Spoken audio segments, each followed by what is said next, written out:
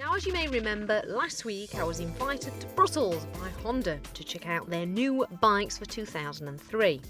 This week I have a word with development rider Dave Hancock about the new Honda CBR600RR. Well, Dave, a superb looking CBR600RR. Tell us the main modifications it's had for 2003. Well, the new 600 is totally new, and I can honestly say there's not one nut and bolt that's the same as the current bike. It's a totally new machine. Totally new engine, chassis, all the cycle parts, suspension's all new. What it features, the main features are that the rear suspension now is similar or the same as the RCV, the racing bike of Valentino Rossi's. It features a totally new fuel tank design, which is partly in the front of the ride and partly under the seat, similar to the RCV again, very similar to that. A new exhaust system that comes out of the back of the seat. It's got roughly about 6 or 7 brake horsepower more than the current machine, and just a totally new design. Wow. And of course the CBR has always been Honda's biggest seller, am I right? So are you hoping that this is going to obviously replace the old CBR?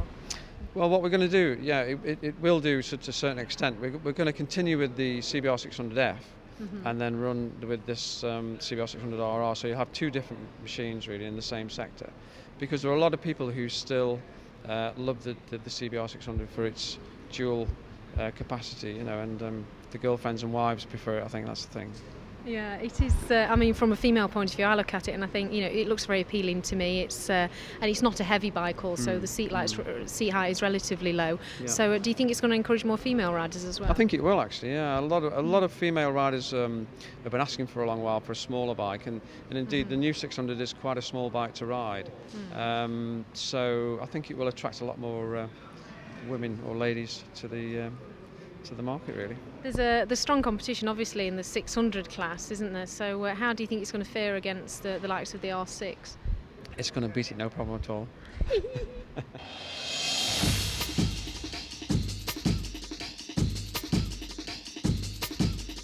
Well, as Dave's just explained, the CBR600 has taken its styling cues from the RCV, and here is the bike itself and the man himself.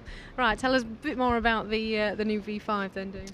Well, God, if I could have about 10 of these in my garage, I'd love it. But you couldn't really. This is the proper works machine. You couldn't really put a price on this bike. It's just a priceless piece of kit, really. But as you can see from the two variations of the road bike and the race bike, when I mentioned earlier on about the rear swinging arm, it's almost identical to the RCV. The front of the fairing shapes, two shapes there, are almost identical again. So it looks very similar. And what you can't see under the tank is that part of the tank on the RCV is actually under the seat, and it's the same again on the CBR600, which means that you get a very compact chassis, which means we can keep the bike very small. What it also allows you to do then is, without getting too technical, there's under the tank there's an air box, which holds all the injectors, and it gives you a lot more room to put those and keep the engine further forward. There's lots of things really, but a lot of new technology from a design point of view went into the bike, and it's just, as I said earlier on, incredible that the thing just went out and won. I know I'm Honda through and through, but I'm just so proud to be associated with something like that. It's incredible. Well, there's many admirers of the new CBR600RR, but one person in particular, one lucky person, actually got to have a ride. The one and only Valentino Rossi.